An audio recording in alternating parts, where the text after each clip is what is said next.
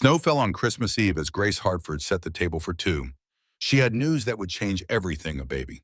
Their miracle after 3 years of trying. But when her husband Derek walked through the door, he wasn't alone. His phone was live streaming to 2 million followers. "Sometimes you have to let go of what holds you back," he said, pointing the camera at her pregnant belly. Then he left. For a fitness model. While the world watched and cheered, Grace became the most hated woman on the internet overnight. Homeless, broken, labeled crazy. But Derek made one fatal mistake. He never asked who Grace's father really was. This is the story of the woman who lost everything and took it all back. The courtroom smelled of old wood and broken promises. Grace Hartford sat in the back row, 7 months pregnant, watching the judge shuffle papers that would decide her future. Her hands trembled as she clutched the ultrasound photo, the one showing a baby boy, due in 8 weeks. The one her husband had looked at with dead eyes before walking out. "Mrs. Sterling," the bailiff's voice cut through her thoughts. "The judge is ready for you." Grace stood, her maternity dress hanging loose on her frame. She'd lost 15 pounds since Christmas Eve, since the night Derek had live-streamed their marriage ending to 2.3 million followers. But that was 6 months ago. Let me take you back to where it all began, to the last time Grace Hartford believed in happy endings. Christmas Eve. 6 months earlier, snow fell outside their Boston townhouse as Grace arranged candles on the dining table. The turkey was golden, the wine was breathing, and tucked inside a small silver box was an ultrasound photo. Their miracle. After 3 years of trying, 2 miscarriages, and countless tears, finally, a baby. Derek was late. Again. Grace checked her phone. 7:30. He'd promised to be home by 5 for their special dinner. She'd sent him 3 texts, all marked as read. None answered. At 8:15, the front door burst open. Derek Sterling, motivational speaker, YouTube sensation. Her husband of 4 years walked in with his phone aimed at his own face. "Hey, Champion's Quick Life, update from the road." He was live streaming. Grace's stomach dropped. Just wrapped an incredible speaking event. The energy was insane. "You know what I realized today?" Grace stood frozen in the doorway, candles flickering behind her. Derek finally lowered his phone, noticing her. "Oh, you're still up." "Still up?" Grace's voice cracked. "Derek, it's Christmas Eve. I made dinner. We had plans." He sighed, that particular sigh that made her feel small. "Grace, I texted you. The event ran late." "You didn't text me. You read my messages and ignored them." Derek set down his designer bag, Louis Vuitton, purchased with money from his coaching program, the one that sold courses on authentic relationships and conscious communication. The irony wasn't lost on Grace. "I have something to tell you," she said, voice steadier now. She reached for the silver box. "Something important." "Yeah, me too." Derek pulled out his phone again, but this time he showed her the screen. Instagram photos. A woman with perfect abs in a sports bra. Vanessa Price, fitness influencer. Derek's hand on her waist. Derek kissing her neck. Dozens of photos spanning months. Grace's hands went numb. The silver box slipped, hitting the hardwood floor with a crack. "I'm done, Grace." Derek's voice was cold, rehearsed. "I've been done for a while. I'm filing for divorce. The papers are already drawn up." "What?" The word came out as barely a whisper. "Derek, it's Christmas. I'm pregnant." Silence, then Derek laughed. Actually laughed. "Is that supposed to change things? That's your baby. Grace, you went off birth control without telling me. You trapped me." "That's not true. We talked about starting a family. I said what you wanted to hear because you wouldn't stop pressuring me." He stepped closer, his face twisted with something Grace had never seen before. Contempt. "You've been suffocating me for years. Everyone sees it but you." "Everyone? What are you?" Derek raised his phone. The red light indicated he was recording. "Breaking free from toxic relationships is the hardest thing you'll ever do. Champions. But sometimes you have to choose your own growth over someone else's comfort." "Derek, what are you doing?" Grace's voice rose. "Turn that off and no." He kept filming, kept talking to his audience. "I'm showing people what real courage looks like, walking away from manipulation, from someone who uses guilt and pregnancy to control you on." Oish, Grace lunged for the phone, and that's when Derek angled the camera to capture her tear-streaked face, her desperate grab, her broken expression. That moment, that specific frame of her looking crazy, would become a meme by morning.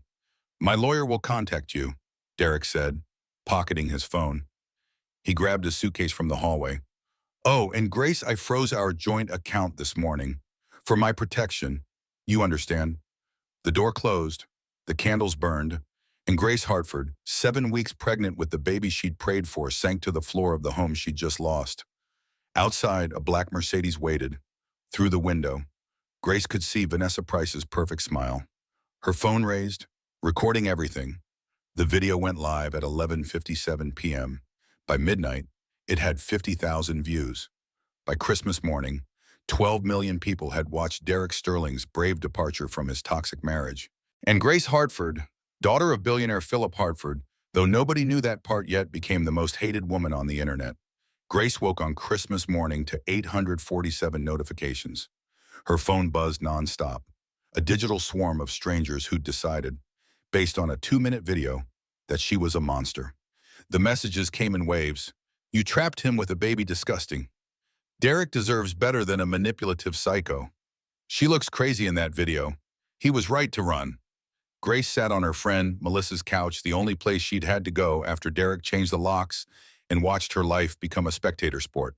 Twitter was trending with hashtag Derek deserves better. Instagram influencers were making reaction videos. Even legitimate news outlets picked up the story. YouTube star escapes toxic marriage on camera. Derek had given 3 interviews by noon. Each one painted the same picture: loving husband trapped by unstable wife, finally finding courage to leave. "She stopped taking her birth control without telling me," he told Good Morning Boston, his face a mask of wounded dignity. "I wanted to wait, build our careers first. But she had other plans." The host, a woman in her 50s, nodded sympathetically. "That must have been such a betrayal." Grace threw up. Morning sickness. Or maybe just the sickness of watching the man she'd loved for 6 years lie with such practiced ease. Her phone rang. Unknown number. She almost didn't answer. Grace Hartford, a woman's voice, professional and crisp. "Yes. My name is Rachel Dunn. I'm an attorney. Your husband has filed a restraining order against you, citing emotional abuse and stalking behavior. The hearing is in 48 hours. I strongly suggest you retain legal counsel." The phone slipped from Grace's hand. A restraining order. Derek had filed a restraining order against her. 3 days later, Grace sat in a courtroom while a judge reviewed Derek's petition. He'd submitted the video as evidence. He'd included screenshots of her texts, normal wife texts like, "When will you be home?" and "Can we talk?" reframed as obsessive harassment. He'd even gotten his mother to write an affidavit describing Grace as emotionally unstable and prone to angry outbursts. Grace's court-appointed lawyer was fresh out of law school and clearly overwhelmed. The judge granted a temporary restraining order. Grace had to stay 500 feet away from Derek, their former home, and his place of business. "But that's my house too," Grace whispered. "My name is on the deed." Her lawyer shook his head. "Actually, it's not. The property is in a trust. Your husband is listed as the sole beneficiary." Grace's world tilted. How was that possible? They'd bought the house together, hadn't they, that night, homeless and 7 weeks pregnant? Grace moved into a women's shelter, not because she had no money, though Derek had drained their joint account, but because she literally had nowhere else to go. Her father was dead. Her mother hadn't spoken to her in 3 years, not since Grace had chosen Derek over the family fortune. "You'll regret marrying beneath you," Judith Hartford had said at the wedding, her only words before leaving early, before cutting Grace off completely. Grace had thought she was choosing love over money. Now she wondered if she'd chosen anything at all, or if Derek had chosen her for reasons she was only beginning to understand. 2 weeks after Christmas, Grace got her first clue that something deeper was wrong. Owen Blake appeared at the shelter's common room, a press badge hanging from his neck. "Mrs. Sterling, I'm a journalist. I knew your father." Grace looked up from the donated laptop she'd been using to search for jobs. Her gallery had fired her the day after Derek's video went viral. "Can't have this kind of controversy," her former boss had said. "I don't talk to press," Grace said, turning away. "Please, just 5 minutes." Owen sat down anyway. He was mid-30s, tired eyes, rumpled jacket. I've been investigating Derek Sterling for 6 months. His business is a fraud. The coaching program, the courses, the charity, he runs all of it. He's been embezzling funds using shell companies. Grace's heart stuttered. What? I have proof, bank records, emails, testimonies from former business partners, but I need your help to publish it. You're the only person who's been inside his operation. For the first time since Christmas, Grace felt something other than despair. Hope, small and fragile, but real. What do you need from me? Owen pulled out a folder. These documents. I need you to verify them. And I need you to tell me about a company called Hartford Holdings. It's listed as Derek's primary investment vehicle, but the name, that's my father's company, Grace whispered. But he shut it down when he died. How is Derek using it? Owen's expression darkened. That's what I need to find out. They worked through the night. Grace verified signatures, explained business structures her father had taught her about years ago, connected dots that Owen had been struggling to piece together. At dawn, Owen stood to leave. I'm publishing this tomorrow. Front page. This is going to change everything. Grace, people will finally see the truth. Grace almost smiled, almost believed that justice existed, that truth mattered, that she could survive this. She was wrong. The article published at 6 a.m. Grace refreshed her phone obsessively, waiting for vindication. The headline loaded, "Scorned Wife Fabricates Business Fraud, Claims Against Ex-Husband." Grace's blood turned to ice. The article didn't expose Derek's crimes. It exposed Grace's desperate attempt to destroy him. Owen Blake, the journalist who'd promised to help her, had written a hit piece painting her as a woman so unhinged by rejection that she'd invented elaborate lies. Sources close to Sterling confirm his ex-wife has been harassing him with false accusations since their separation. The article read, "Mental health professionals warn this is common behavior in individuals experiencing postpartum psychosis, even in early pregnancy." Grace's hands shook so violently she dropped her phone. This wasn't possible. Owen had seen the evidence. He'd verified the documents himself. Her phone buzzed. A text from an unknown number. 50,000. That's what Derek paid me to write that. I'm sorry. He threatened my daughter. The message included a photo Owen's little girl, maybe 5 years old, standing outside her school. A clear threat. Grace ran to the bathroom and threw up. When she came back, the shelter director was waiting. "Grace, honey, we need to talk." The woman's face was kind but firm. "The board reviewed your case. With all this press attention and the allegations against you, we think it's best if you find somewhere else to stay." "You're kicking me out." Grace's voice broke. "I'm 8 weeks pregnant and homeless. Where am I supposed to go?" "I'm sorry, I really am. But we have to think about our other residents, the safety of the shelter." Within 2 hours, Grace was on the street with a duffel bag and $43 in hand. She walked aimlessly through Boston's winter cold, her breath fogging in the air. Every person she passed seemed to stare. Did they recognize her from the video? From the articles, was she the crazy pregnant lady everyone was talking about? Grace found herself at Boston Public Library. At least it was warm. She sat in a corner with her laptop, searching for answers. That's when she found the message board. A private forum for Derek's champions, his most devoted followers. She'd been locked out of it after the divorce, but someone had anonymously sent her the login credentials. What she read made her physically ill. The messages went back 2 years. Derek talking about the long game, about playing the devoted husband until the trust fund vests, about someone named Rachel Dunn who was handling the legal setup. Then, 6 months before Christmas, a message that made Grace's vision blur. "Almost there, champions. Hartford's daughter is completely hooked. Once the baby comes, we trigger the breakdown protocol. She'll be deemed unfit. I get the kid, which means I get access to the Hartford Trust. Phase 3 in motion." Grace read the message 3 times, 4 times. Her brain couldn't process it. Derek hadn't married her despite her family's money. He'd married her because of it. The entire relationship, all 4 years, had been a con. But that wasn't the worst part. The worst part was a message from just last week, with an attachment. Grace clicked it with trembling fingers. A video call screenshot. Derek talking to someone off screen. The caption read, Rachel confirms the fake inheritance documents are ready.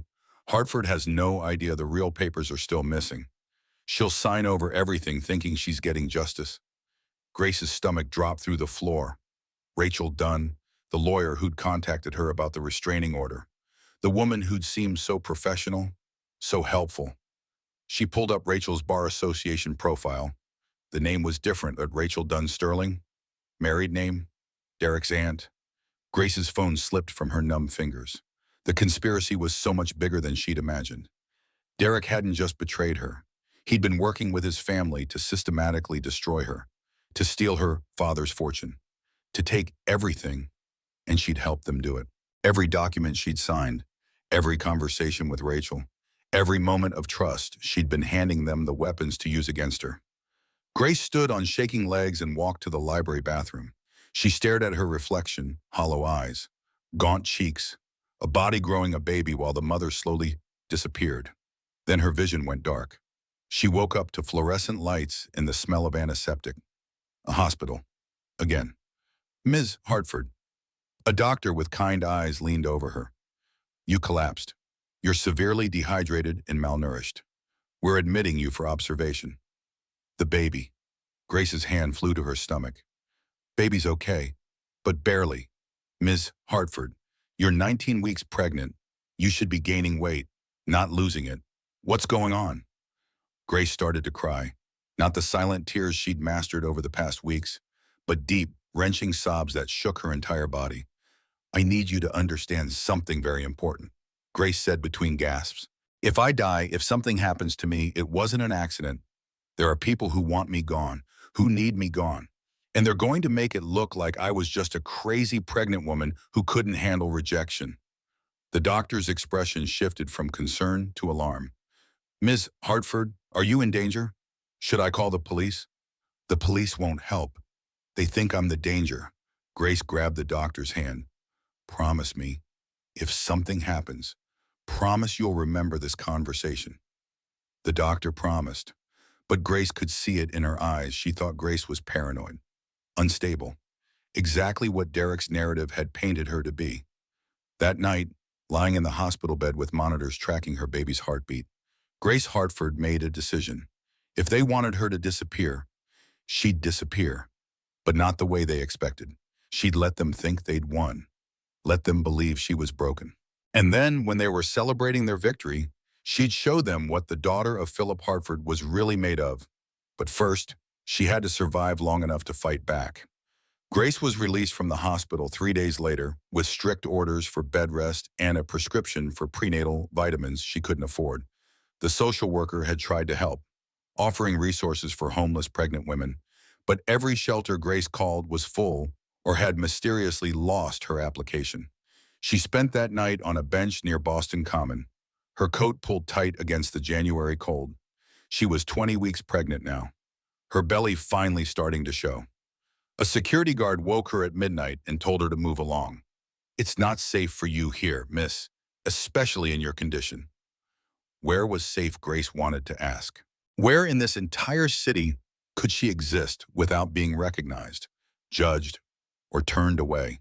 She found a 24-hour diner and ordered coffee she couldn't afford. The waitress, a woman in her 60s with tired eyes, refilled it twice without charging her. You look like you're carrying the weight of the world, honey, the waitress said softly. Grace almost laughed. If only she knew. That's when Grace's phone buzzed. A news alert. Derek Sterling announces custody filing. I want to protect my unborn child. The article appeared on every major outlet simultaneously. Derek, looking somber in a tailored suit, standing outside a courthouse. It breaks my heart to do this, he told reporters, his voice cracking with practiced emotion. But Grace is not in a stable condition to care for a child. She's homeless, unemployed, and has been hospitalized multiple times. As the father, I have a responsibility to ensure our son has a safe environment. Our son, he'd never wanted this baby. He'd called it your baby when he left. But now, with custody papers filed and cameras rolling, Derek Sterling was the concerned father fighting for his child. The comments section exploded. Finally, a dad stepping up. That baby deserves better than a mentally ill homeless woman. Derek is a hero for this. Grace's hands shook so hard she could barely hold her phone. Derek was going to take her baby, the only thing she had left in this world, the only reason she was still breathing, and he was going to take him. The next morning, two women in business suits appeared at the diner. Grace Hartford, we're from Child Protective Services. We need to speak with you about your pregnancy and living situation. They asked her questions in voices that were kind but clinical. Where was she staying? How was she supporting herself? Did she have a support system? When they learned she was living on the streets, their expressions shifted from concern to determination. Miss Hartford, we're going to recommend to the court that upon the baby's birth, custody be granted to the father. This is for the child's safety. No, the word came out as a roar. No, you can't. He doesn't want this baby. This is all part of his plan. He's trying to steal. Ms. Hartford, please calm down. This kind of paranoid thinking is exactly why we're concerned. Paranoid. There was that word again. Every time Grace told the truth, she was labeled paranoid. Can you tell us about your relationship with your mother? One social worker asked. We understand she's quite wealthy. Why isn't she helping you? Grace closed her eyes. She disowned me when I married Derek. She told me I was making a mistake, that I'd regret it. She was right. Have you reached out to her recently? She won't take my calls. The social workers exchanged a look. Another mark against her. No family support, no resources, no options. After they left, Grace sat in the diner booth for 3 hours, staring at nothing. The waitress brought her soup without being asked, refused payment, and squeezed her shoulder gently. Whatever you're going through, honey, it won't last forever. Nothing does. But it felt like forever. It felt like drowning in slow motion while people stood on the shore, watching, some cheering her demise. That night, Grace made her way to the one place she'd sworn never to return, her childhood home in Beacon Hill. The brick mansion stood unchanged, lights glowing in the windows. She could see her mother moving past the curtains on the second floor. Grace climbed the steps and rang the doorbell. Judith Hartford opened the door in a silk robe, a glass of wine in her hand. Her face registered surprise, then hardened into something cold and impenetrable. Grace, what? Mom, please, I need help. Grace's voice cracked. I'm pregnant and homeless, and they're trying to take my baby. Please. Judith took a sip of wine. I warned you. Do you remember I told you Derek Sterling was using you? I told you that you were throwing away everything your father built for a man who saw dollar signs when he looked at you. You were right. I was wrong. I'm sorry, but Mom, please, your grandchild is not my concern. Judith's voice was ice. You made your choice when you walked away from this family, when you chose him over us. Your father died heartbroken because of you. That's not fair. Dad died of a heart attack. I didn't. He died 6 months after you married that man. 6 months of watching his only daughter be manipulated and used. The stress killed him. Grace, you killed him. The words hit like a physical blow. Grace stumbled backward, nearly falling down the steps. I came here to teach you a lesson, Judith continued, to let you see what the real world is like when you don't have Daddy's money protecting you. You've embarrassed this family enough. Learn to stand on your own, or don't. Either way, you're not my problem anymore. The door closed. The lock clicked. Grace sank onto the steps, her body shaking with sobs she couldn't control. She pressed her hands to her belly, to the baby moving inside her. I'm so sorry, she whispered. I'm so sorry you're stuck with me as a mother. You deserve so much better. A bitter truth washed over her. Maybe everyone was right. Maybe she was too broken, too damaged, too far gone to be anyone's mother. Maybe Derek should take the baby. At least the child would have a home, resources, a future. Grace pulled out her phone and typed a text to the court-appointed lawyer she'd been assigned. I'll sign over custody. Full surrender. I can't fight anymore. Her finger hovered over send. Then, from inside her coat pocket, something crinkled. A piece of paper she didn't remember putting there. Grace pulled it out. A note, handwritten in shaky letters. Your father loved you more than you know. Storage Unit 327, Harbor Self-Storage, Seaport District, Code Lighthouse. Go there, P. Please, Margaret. Margaret. Grace's throat tightened. Her father's secretary. The woman who'd been with Philip Hartford for 30 years. Grace hadn't heard from her since the funeral. At the bottom of the note was a key taped to the paper. Grace stared at it in the dim porch light. This could be another trap. Another way for Derek and his conspirators to hurt her. But what else did she have to lose? She deleted the unsent text about custody and pulled herself to her feet. If this was her last move in a rigged game, at least she'd make it on her own terms. Harbor's self-storage was a fortress of corrugated metal on the edge of Boston's Seaport District, where old warehouses met new luxury condos. Grace arrived at dawn, having walked 3 miles through the freezing February cold. Her feet were numb, her face raw from wind, but she was still moving, still breathing. The facility's fluorescent lights hummed as she entered. A bored attendant looked up from his phone, then did a double take. "You okay? Miss, you need me to call someone?" Grace probably looked how she felt like a woman who'd been sleeping in doorways and hadn't seen a shower in 4 days. "I'm fine. I have a unit here." She held up the key. 327. The attendant checked his computer. "Hartford. Philip. Yeah, you're on the authorized list. Been paid up for 5 years in advance. Down that hallway. 3rd floor." Grace's heart pounded as she climbed the stairs. Why would her father maintain a storage unit? He'd had office buildings, warehouses, properties across 3 states. What was in Unit 327 that required this level of secrecy? The key turned smoothly in the lock. The door rolled up with a metallic screech. Inside was a single banker's box, sitting on a metal shelf under a bare light bulb. That was it. No furniture, no paintings, no hidden treasure. Just one box. Grace lifted it down. It was surprisingly heavy. She sat cross-legged on the cold concrete floor and opened it. On top was an envelope with her name written in her father's handwriting.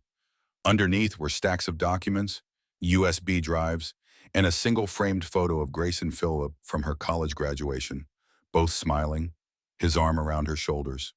Grace's hands shook as she opened the envelope. "My darling Gracie, if you're reading this, I'm gone. And I'm guessing you've hit rock bottom. I know you better than you think, sweetheart. I know you inherited my stubborn pride and your mother's iron will. I know that when you told me you were marrying Derek Sterling, and I expressed my doubts, you dug in deeper. That's my fault. I raised you to be independent, to trust your own judgment. I just hoped that judgment would include listening to an old man who'd seen enough con artists to spot one immediately. Derek Sterling has been planning this for 3 years. I hired investigators the day you brought him home for Christmas. By your wedding, I knew everything. The failed businesses, the debt, the pattern of targeting women from wealthy families. I wanted to tell you, God, Gracie, I wanted to stop that wedding, but your mother convinced me that if I interfered, I'd lose you completely. She was probably right. So I did something else. I created a trap of my own.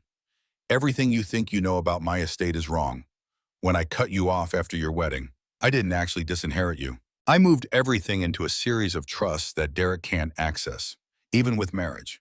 The company he thinks he's been using Hartford Holdings as a shell, real enough to seem legitimate, fake enough to incriminate him. But the real Hartford fortune, that's yours. Gracie, always has been. $3 billion in assets, held in trusts that activate under specific conditions. Those conditions are contained in the documents in this box. Your lawyer, the real one, is Margaret Collins at Brentwood and Associates. The code word is Lighthouse. I'm sorry I won't be there to help you through whatever Derek puts you through, but I built you an escape hatch. Use it. And Gracie, don't be like your mother. Don't confuse teaching with cruelty. Whatever she's done to you while I've been gone, forgive her eventually. She's terrified of losing what we built, and fear makes people cold. You're stronger than you know. You're my daughter, after all. All my love. Always, Dad. Grace read the letter 3 times, tears streaming down her face. Her father had known. He'd known everything, and he'd protected her anyway, even when she'd pushed him away. She pulled out the documents, trust agreements, property deeds, stock certificates, financial statements showing accounts in her name that she'd never known existed. At the bottom of the box was a USB drive labeled Watch First. Grace pulled out her phone and plugged in an adapter. The video file loaded. Her father's face appeared on the screen, sitting in his home office, sunlight streaming through the windows. He looked tired, older than she remembered. The date stamp said this was recorded 6 months before he died. "Hi, sweetheart." His voice cracked, and Grace's chest tightened. "If you're watching this," then Derek showed his true colors. "I'm guessing he left you. Probably publicly, knowing his type, probably made you look like the villain." Grace let out a sob. "Here's what you need to know. I've been documenting his crimes for 2 years. The USB drives in this box contain everything: bank fraud, identity theft, the fake charity he's been running. But more importantly, they contain the real story of how Derek targeted you. Text messages, emails, voice recordings where he brags about the Hartford score to his partners. Yes, partners. Rachel Dunn Sterling is his aunt. Troy Bennett is his cousin. This is a family business." Grace's blood ran cold. Her father continued, "They're going to try to take everything from you, your reputation, your stability, probably custody of any children you have. That's part of their playbook. They need you deemed unfit so Derek can claim guardian rights over the Hartford heir. But here's what they don't know. Every document Derek thinks he's signed, every contract that uses the Hartford name, I seeded them with poison pills, clauses that activate when he commits fraud. And he will commit fraud, Gracie. It's in his nature." The video showed her father leaning forward, his eyes intense. "When you're ready to fight back, take these documents to Margaret. She knows everything. She'll connect you with the right lawyers, the right investigators. But Gracie, don't move too fast. Let them think they've won. Let Derek get comfortable. The best traps are the ones your enemy walks into willingly." Her father smiled, sad and proud at once. "You're going to survive this. I know you don't feel like it right now, but you've got Hartford blood. We're stubborn, we're strategic, and we don't stay down. I love you, sweetheart. Now go show them what my daughter is made of." The video ended. Grace sat in the cold storage unit, 21 weeks pregnant, technically homeless, holding $3 billion in paperwork that proved she'd never been powerless, just playing a part in someone else's con. For the first time in months, Grace Hartford smiled, not a broken smile, not a desperate smile. A predator's smile. They wanted to destroy her fine, but they'd have to catch her first. And ghosts were very hard to catch. Margaret Collins's law office occupied the 27th floor of a glass tower in downtown Boston, with views of the harbor that reminded Grace of easier times. Times when her biggest worry was whether to accept the gallery's curator position or pursue her own art full of time. That woman felt like someone Grace had read about in a book, fictional and distant. The receptionist's eyes widened when Grace walked in pregnant, wearing the same clothes she'd slept in, carrying a banker's box like it contained the secrets of the universe. Which, in a way, it did. "I need to see Margaret Collins," Grace said. "The code word is lighthouse." The receptionist's professional mask slipped for just a moment. "One moment, please." Within 30 seconds, a tall black woman in her 50s emerged from an inner office. Margaret had silver streaks in her hair now, but Grace remembered her from her father's office, always calm, always sharp, always 3 steps ahead. "Grace Hartford." Margaret's voice was steady, but her eyes shimmered. "We've been waiting for you. Come with me." Margaret led Grace past a conference room full of lawyers in expensive suits, through a private hallway, and into a corner office that looked more like a war room. 3 massive monitors displayed spreadsheets, court documents, and what appeared to be surveillance footage. "Your father set this up 2 years before he died," Margaret explained. "Once he identified Derek's pattern, he built a containment strategy. Every move Derek has made, the divorce, the restraining order, the custody filing, we've been tracking it all." Grace sank into a leather chair, the banker's box clutched to her chest. "Why didn't you contact me sooner?" "Because your father's instructions were explicit. We couldn't approach you until you came to us. He said you needed to hit bottom first, that you wouldn't believe the truth until you'd lived through the lie." Margaret's expression softened. "He said you were like him, stubborn, had to see things for yourself." Grace's throat tightened. He was right. Over the next 4 hours, Margaret and her team explained the depth of the conspiracy. Derek hadn't just married Grace on a whim. He'd been researching the Hartford family for 5 years, looking for a vulnerability. When Philip Hartford's only daughter ran away from her inheritance to become an art curator, that was the opening. Derek approached you at that gallery opening in New York, Margaret said, pulling up a timeline. But it wasn't chance. He'd been tracking your movements for 6 months. He knew what art you liked, what wine you drank, what jokes made you laugh. Grace felt sick. Their entire relationship had been theater. Every tender moment, every late-night conversation, every promise scripted. The pregnancy was their endgame, one of the junior lawyers added. Under Connecticut trust law, if a Hartford heir is born, the father has certain custodial rights which Derek intended to use to access the trust funds. But my father blocked that, Grace asked. Margaret nodded. The real Hartford Trust has what we call a predator clause. If anyone attempts to access the funds through fraudulent means, they're automatically disqualified and subject to criminal prosecution. Derek has been building his case for fraud every step of the way. Every document he signed, every statement he made, it's all evidence. So what do? Margaret smiled. It was not a kind smile. We let him finish digging his own grave. Derek has filed for custody, which means he'll have to appear in court and submit financial disclosures. That's when we introduce the evidence of fraud. But Grace, we need you to play a role. Just a little longer. What kind of role? The broken woman. The one he expects. Let him think he's won. Show up to court looking defeated. If he believes you've given up, he'll get cocky. He'll make mistakes. Margaret leaned forward. Can you do that? Can you pretend to be the victim for just a few more weeks? Grace thought about the past 3 months, the homelessness, the humiliation, the nights spent wondering if she'd wake up the next morning. She'd already lived the victim role. What was a few more weeks, I can do it, Grace said, though. But I have one condition. Name it. I want to see my baby born before we destroy Derek. I want one moment of pure joy before the war starts. Margaret's eyes glistened.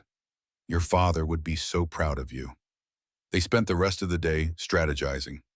Margaret arranged for Grace to stay in a safe house, a townhouse in Cambridge that appeared run down from the outside but was equipped with security systems and medical monitoring. A nurse would check on her daily. A nutritionist would help her regain the weight she'd lost. And Derek? Grace asked.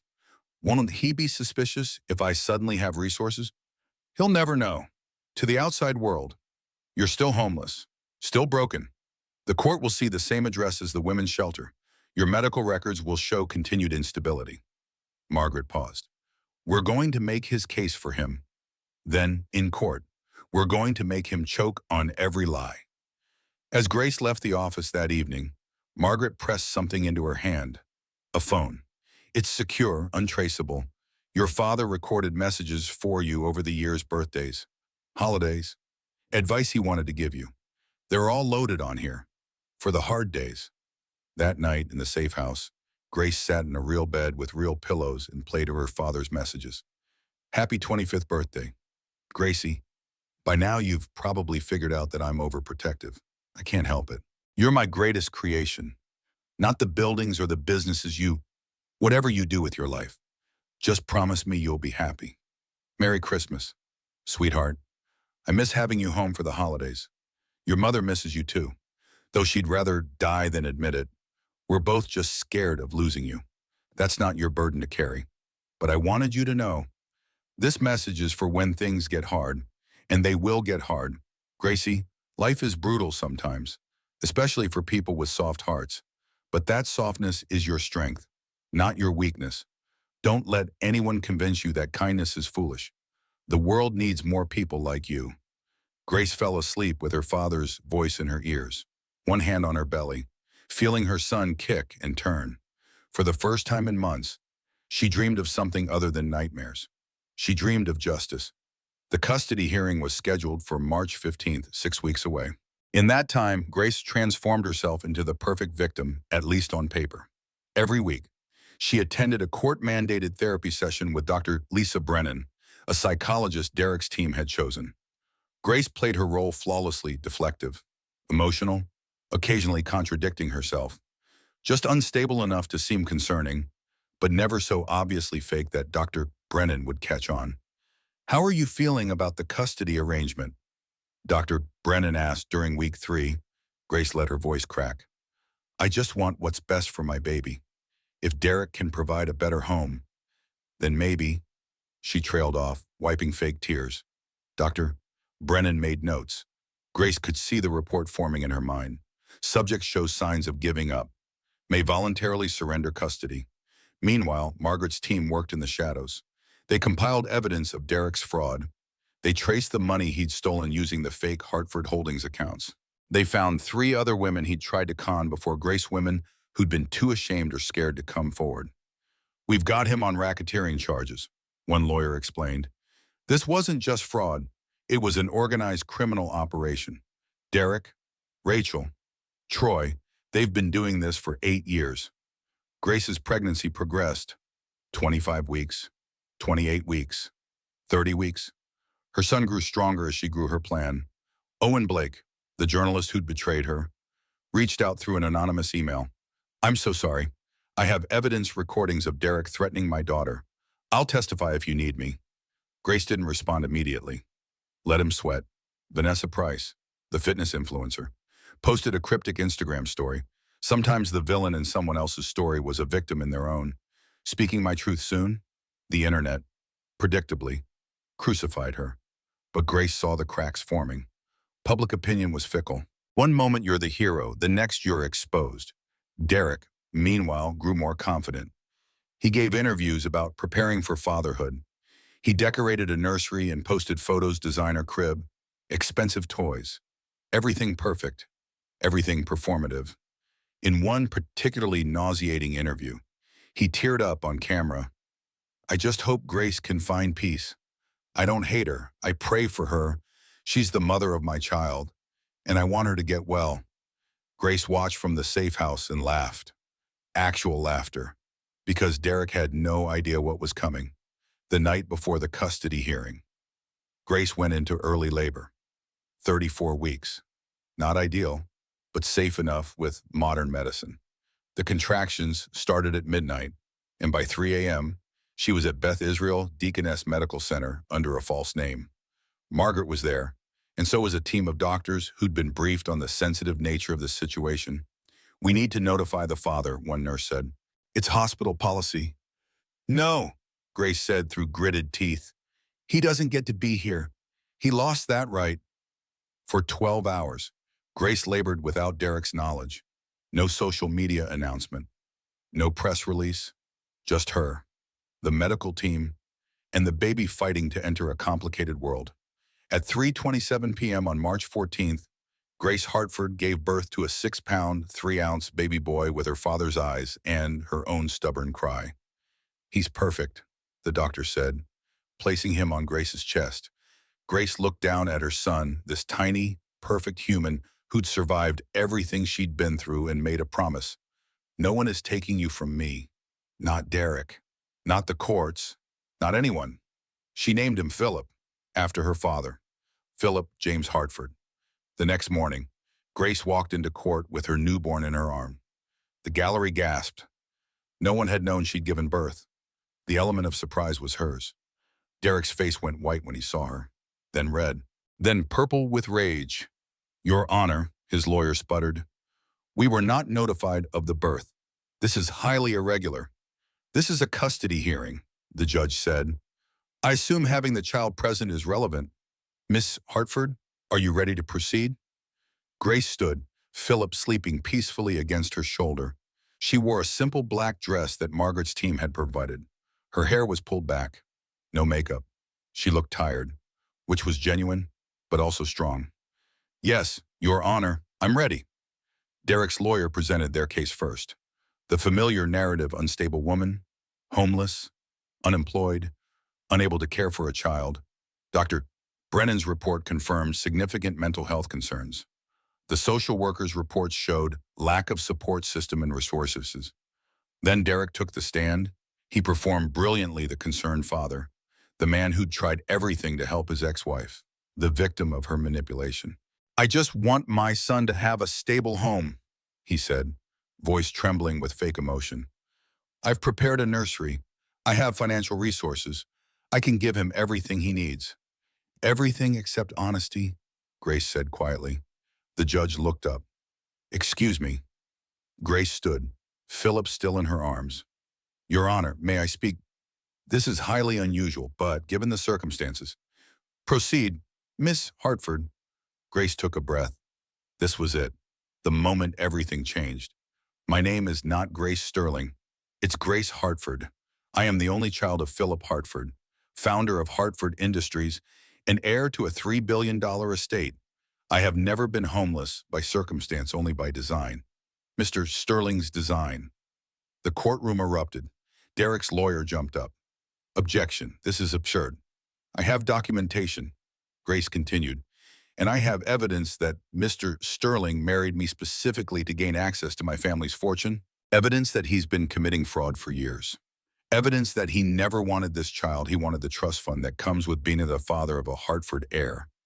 Margaret stood and approached the bench with a thick folder.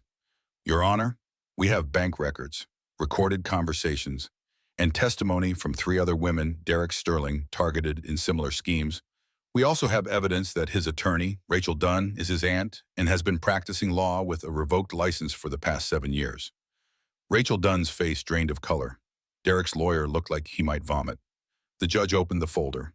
His expression darkened as he read. Mr. Sterling, the judge said slowly, did you know about your ex-wife's inheritance when you married her? Derek's mouth opened and closed. No sound came out. Because these documents suggest you specifically targeted her, that you used a fraudulent company, Hartford Holdings, to embezzle funds, that you manipulated evidence to make her appear unstable while you positioned yourself as the custodial parent. The judge looked up. Is any of this untrue? Derek finally found his voice. This is a setup. She's trying to, There are recordings, Mr. Sterling, of you discussing the Hartford score with your business partners, laughing about how easy it was to make Ms. Hartford fall in love with you. Should I play them for the court? Silence. The judge closed the folded ones. Bailiff, please escort Mr. Sterling and Miss Dunn into custody. I'm ordering an immediate investigation into fraud, identity theft, and conspiracy charges. As bailiffs moved toward Derek, he lunged toward Grace. You bitch! That money was supposed to be mine. I earned it. Security tackled him before he got within 10 feet. Philip woke and cried, "Man." And Grace held him close, whispering, It's okay. You're safe now. We're both safe. Derek was dragged from the courtroom, screaming obscenities. Rachel Dunn went quietly, her head down. The judge looked at Grace with something like respect. Ms. Hartford, custody is granted to you, full and unconditional. Mr. Sterling's parental rights are suspended pending criminal investigation. He paused. For what it's worth, I'm sorry for what you've endured. This court failed you. Grace nodded. She couldn't speak. If she tried, she'd break down completely. As she walked out of the courthouse, Philip in her arms, cameras flashed everywhere. But this time, the narrative was different. This time, Grace Hartford wasn't the victim. She was the survivor. And everyone was about to learn the difference. The story exploded overnight. Grace Hartford, the crazy pregnant ex-wife, was actually a billionaire heiress. Derek Sterling, the motivational hero, was a con artist. Within hours, every major outlet picked up the story. The internet, which had crucified Grace for months, now couldn't apologize fast enough. Justice for Grace trended #1 worldwide. Grace didn't watch any of it. She was at the safe house, sleeping for the first time in months, real, deep sleep with Philip in a bassinet beside her bed, a nurse monitoring them both. When she woke, Margaret was sitting in a chair by the window, scrolling through her tablet. You're a phenomenon, Margaret said. 60 million people have watched the courtroom footage. Derek's YouTube channel has been banned. His sponsors have all dropped on him. Vanessa Price just gave an interview confirming he paid her to play his girlfriend. She thought it was for publicity, not fraud. Grace adjusted Philip in her arms as he nursed. What are about the criminal charges? Federal prosecutors are filing racketeering charges. Derek, Rachel, and Troy are all being held without bail. The evidence is overwhelming. Margaret smiled. Your father built one hell of a trap. He always did think 10 moves ahead. Over the next week, more truth emerged. Owen Blake published a full confession how Derek had threatened his daughter, how he'd been coerced into writing the hit piece about Grace. He resigned from journalism. Judith Hartford called. Grace let it go to voicemail. Grace, this is your mother. I've been following the news. I think we should talk about Philip, about your inheritance. Call me. Grace deleted the message without hesitation. The women Derek had targeted before Grace came forward, Amanda from Seattle, Christina from Miami, Elena from Chicago, all of them had similar stories: wealthy families, whirlwind romances, systematic isolation, financial manipulation. None had been able to prove it until now. Your case broke it open, one prosecutor told Grace. These women can finally get justice because you documented everything. Grace started a foundation, the Philip Hartford Justice Fund, providing legal resources for victims of financial abuse and romantic fraud. Within a month, they'd helped 23 women file charges against their abusers. Vanessa Price reached out directly, asking to meet. They met at a quiet cafe in Cambridge, both wearing sunglasses despite the indoor lighting. I know sorry doesn't fix anything, Vanessa said, but I am so deeply sorry. I was broke, desperate, and he offered me money. I thought it was just fake dating for publicity. I didn't know about you being pregnant until I saw the video. By then, I felt trapped too. Grace studied her. Vanessa looked smaller in person, more human. Not the perfect Instagram goddess, just a woman who'd made a bad choice. He used both of us, Grace said finally. You were a prop in his con, just like I was. What he did to you, what he tried to take from you. Vanessa's voice cracked. I have a sister. She's your age. If someone did that to her, I'd want to kill them.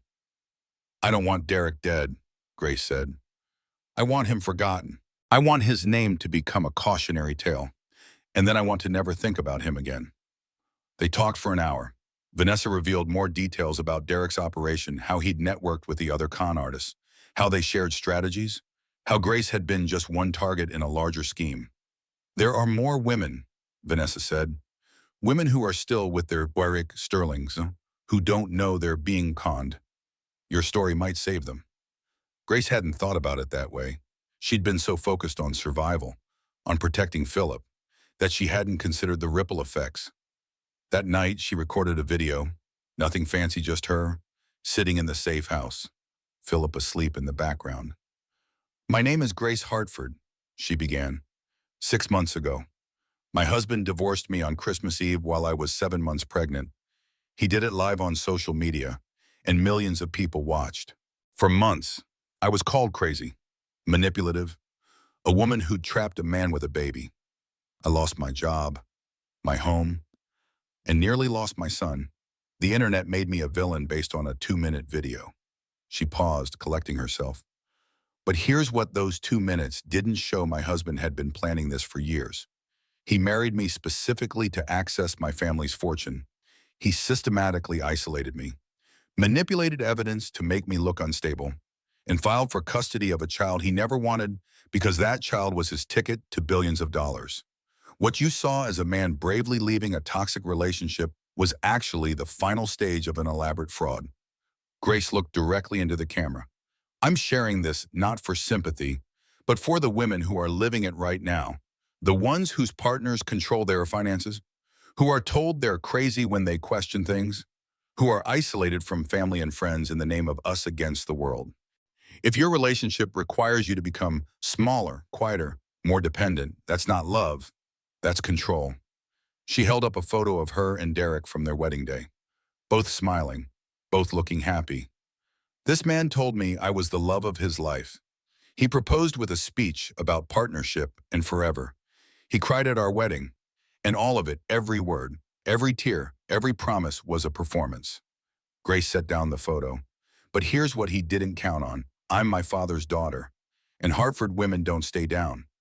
The video ended with Grace's contact information for the foundation, resources for domestic abuse victims, and one final message.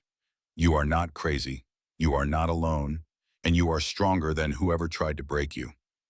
The video went viral, 20 million views in 24 hours, 40 million by the end of the week. Women in the comments shared their own stories of financial abuse, gaslighting, and survival. The conversation shifted from entertainment to education. Grace became a symbol, not of victimhood, but of strategic survival, of women who play the long game, of refusing to be erased. Derek's sentencing hearing was set for May, 12 years in federal prison for fraud, identity theft, and racketeering. Rachel and Troy got 6 years each. Grace didn't attend. She was done giving Derek access to her energy, her time, or her presence. Instead, she spent that day at her father's grave, Philip in her arms. "We made it, Dad," she whispered. "Both of us, just like you knew we would." The wind rustled through the trees. Grace could almost hear her father's voice. "That's my girl." 3 months after Derek's sentencing, Grace sat in Margaret's office reviewing the final settlement. Hartford Industries was officially hers, $3 billion in assets, properties across 6 states, and enough legal protection that no one could ever manipulate her name again. "The board wants to meet you," Margaret said. "They've been managing operations in your absence, but you're the majority shareholder. It's your company." Grace looked down at Philip, now 5 months old, babbling happily in her lap. "What if I don't want it?" Margaret's eyebrows rose. "The company, any of it, the boardrooms, the stockholder meetings, the corporate politics. My father loved that world. I don't know if I do. What do you want?" It was a question Grace had been avoiding. For so long, survival had been the only goal. Now that she'd survived, what came next? "I want Philip to grow up knowing who his grandfather was," Grace said slowly. "Not the empire Philip Hartford built, but the man, the one who loved art and terrible jokes and took his daughter fishing, even though he was terrible at it." Margaret smiled. "Your father would appreciate that. And I want to help other women, not just with the foundation that's important, but personally. I want them to see that you can lose everything and still rebuild, that having money helps, but it's not what saves you. You save yourself. So what's the plan?" Grace took a breath. "I'm going to step back from active management of Hartford Industries, keep my shares, keep my board seat, but hire a CEO who actually wants to run a real estate empire. And I'm going to focus on the foundation. Full time. Your mother won't like that. My mother doesn't get a vote anymore." Judith Hartford had tried 3 times to reach Grace since the trial. Each time, Grace had declined the call. She didn't hate her mother. Hate required energy Grace no longer wanted to spend. She simply chose not to have Judith in her life. Some relationships couldn't be fixed. Some people couldn't be forgiven, and that was okay. A week later, Grace received an unexpected visitor at her new home, a renovated brownstone in Brooklyn, far from Boston's memories. Owen Blake stood on her doorstep, looking older than his 35 years. "I know I'm probably the last person you want to see," he said, "but I owe you an explanation. A real one." Grace considered closing the door. Instead, she stepped aside. 5 minutes. They sat in her living room, Philip playing on a mat between them. Owen couldn't stop looking at the baby, not with malice, but with something like regret. "I have a daughter," he started. "Emma. She's 6. Her mother and I share custody, which means Emma's with me every other week. 3 days after you gave me those documents about Derek, 2 men showed up at Emma's school. They didn't touch her, didn't say anything threatening. They just stood across the street, watching." Grace's stomach turned. "That night, I got a call, Derek's voice. He said if I published the real story, he'd make sure Emma wasn't safe. That custody battles are complicated, that accusations of bad parenting are easy to fabricate." Oh, Owen's voice cracked. "He said he'd destroy my daughter's life the way I was trying to destroy his. So I wrote the hit piece and I told myself I was protecting Emma, that you'd understand if you were a parent. Now I am a parent," Grace said quietly, "and I still don't know if I can forgive you. I'm not asking for forgiveness. I'm asking if you'll let me make it right." Owen pulled out a folder. "I've spent the last 4 months investigating Derek's network. There are 6 other men operating similar cons across the country. I have names, patterns, evidence. I want to publish it, blow the whole thing open. But I won't do it without your permission. You've been through enough. If you want this to end, I'll bury the story." Grace took the folder. Inside were profiles of men who looked nothing like Derek, but operated with his exact playbook. Each had targeted wealthy women. Each had left destruction in their wake. How many women, Grace asked. Conservatively, over 100 in the last decade. Grace closed her eyes. 100 women like her. 100 families destroyed. 100 children who'd grow up in the wreckage of these cons. Publish it, she said, all of it. Owen's relief was visible. Thank you. Don't thank me. Just make sure every woman in that report gets justice. That's how you make this right. The article published 2 weeks later. The romance con: How Organized Criminals Are Targeting America's Wealthy Women. It won a Pulitzer Prize. Grace didn't read it. She was busy with other things. The foundation expanded. Grace hired 20 staff members, lawyers, counselors, investigators, all dedicated to helping women escape financial abuse. They helped secure restraining orders, freeze assets, build legal cases. In 6 months, they'd assisted over 300 women. Grace started speaking at colleges. Not about her ordeal.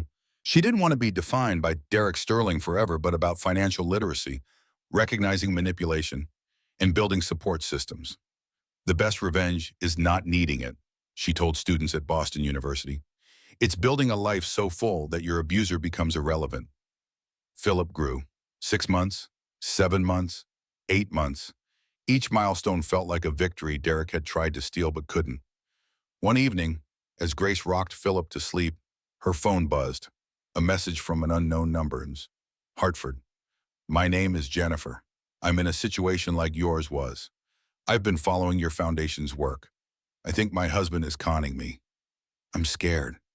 Can you help? Grace looked down at Philip, then back at her phone. This was why she'd survived. Not just for her own son, but for every woman who needed proof that escape was possible. She typed back, yes, I can help. You're not alone anymore. That became Grace's purpose. Not running Hartford Industries, not being a celebrity survivor, not even seeking revenge, just showing up over and over for women who needed to see that you could be broken and still rebuild, that you could lose everything and still be whole. That survival wasn't the end of the story. It was the beginning. 1 year after Derek's sentencing, Grace stood at the harbor where her father had kept his storage unit. Philip, now 18 months old, toddled beside her.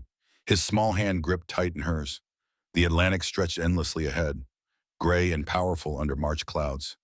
She'd come here to scatter her father's ashes. She'd been putting it off. Too much grief, too much processing, too much everything. But today felt right. A year after her own rebirth felt like the right time to say goodbye to the man who'd made it possible. Margaret stood beside her, holding a simple wooden box. He wanted his ashes scattered here. Margaret said something about lighthouses guiding people home. Grace understood now. The code word, the storage unit, the careful planning. Her father had been building her a lighthouse, a way to find her way back to herself when she was lost in Derek's storm. Thank you, Grace said softly, for keeping his secrets, for waiting for me. He loved you more than anything in this world. Margaret replied, even when you were estranged, even when you were angry with him, he never stopped building safety nets for you. Grace opened the box. Inside was a letter she hadn't seen before, tucked beneath the ashes. Gracie, if you're reading this, you made it. I knew you would. Hartford women are survivors.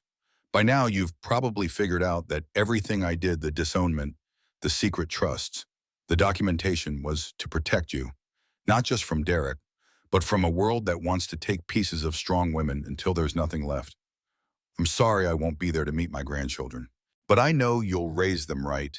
You'll teach them that wealth is responsibility, not entitlement, that kindness is strength, not weakness, that when someone tries to make you smaller, you don't shrink. You build yourself taller. One last thing, forgive your mother. Not today, not tomorrow, but eventually.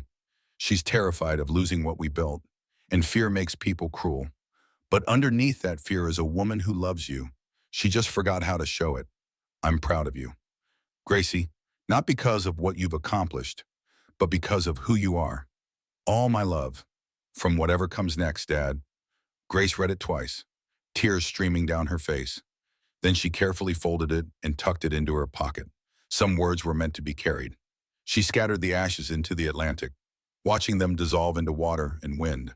Philip pointed at seagulls, laughing at their cries, blissfully unaware of the weight of the moment. Your grandfather would have loved you so much, Grace whispered to him, and you would have loved him.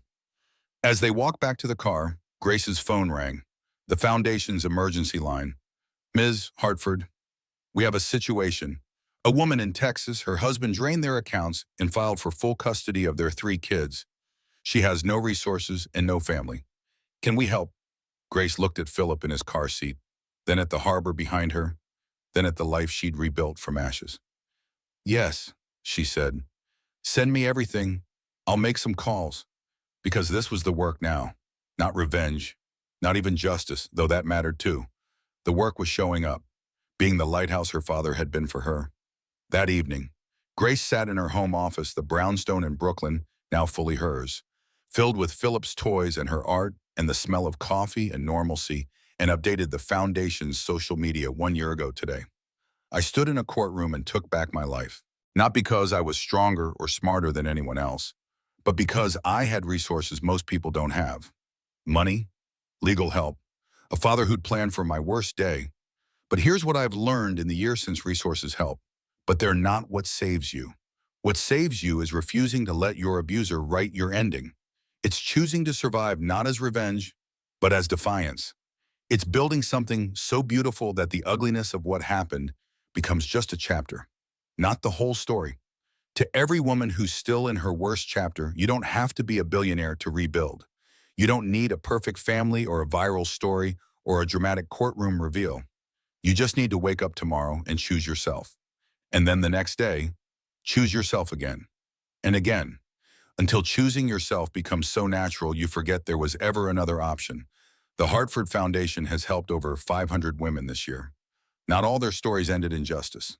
Not all their abusers faced consequences, but all of them survived. All of them are rebuilding. And that's the real victory. If you need help, we're here. If you need proof that survival is possible, look at my son sleeping safely in his crib. Look at the foundation we've built. Look at the women who are free because they found the courage to leave. You are not your worst moment. You are who he said you were, and you are whoever you choose to become next. Choose power. Choose peace. Choose yourself. Grace Hartford. The post went viral. 1 million likes in 3 hours. But the number Grace cared about was different. 17 women reached out for help that night alone. Philip woke crying from a bad dream. Grace scooped him up, held him close, whispered that he was safe, that mommy had him, that nothing bad would ever happen to him if she could help it. As she rocked him back to sleep, Grace caught her reflection in the window. A year ago, she'd been a broken woman on a courthouse floor. Now she was a mother, a CEO, a survivor who'd become a warrior. Derek Sterling was in federal prison. He'd sent one letter to Grace, she'd burned it unread. He had no access to Philip, no rights, no future that involved her family. He was a cautionary tale, a name people Googled and shook their heads at. He'd wanted to be famous. He'd gotten his wish, just not the way he'd planned. Judith Hartford had tried one final time to reconcile, sending a letter through lawyers.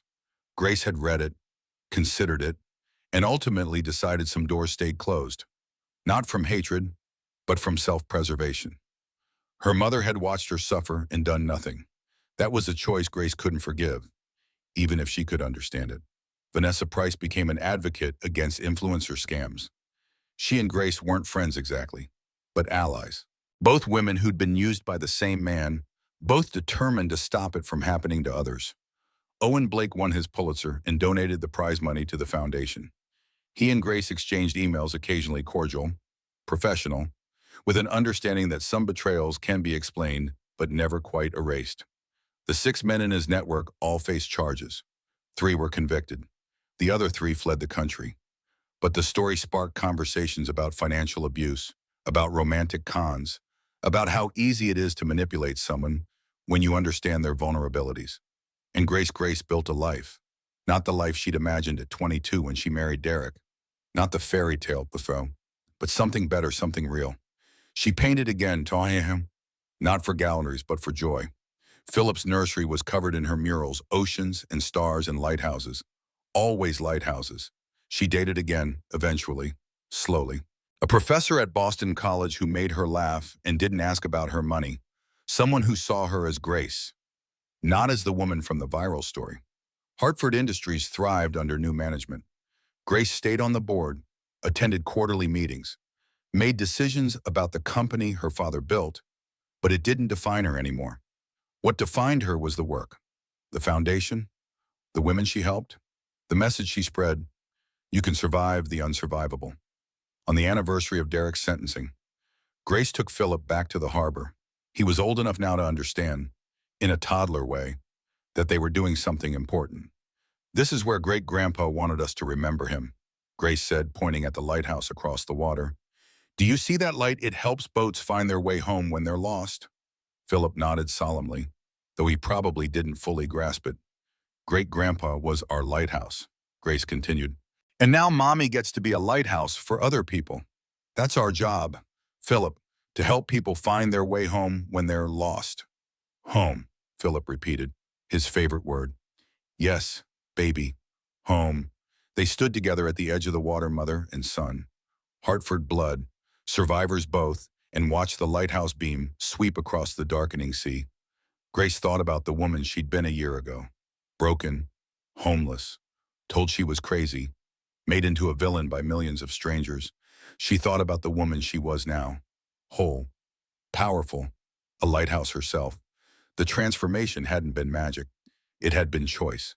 Every single day, choosing to serve out, choosing to fight, choosing to rebuild.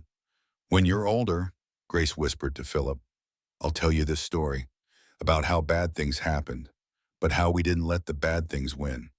About how great-grandpa saved us even after he was gone. About how love, real love, is protection, not control. Philip yawned, resting his head on her shoulder. Grace kissed his hair and started the walk back to the car. Tomorrow, another woman would call the foundation. And the day after that, another. The work never stopped. But neither did the healing. And that was enough. More than enough. That was everything. Grace's story isn't just about revenge. It's about every woman who's been told she's crazy for telling the truth. If this story moved you, hit that like button and share it with someone who needs to hear it.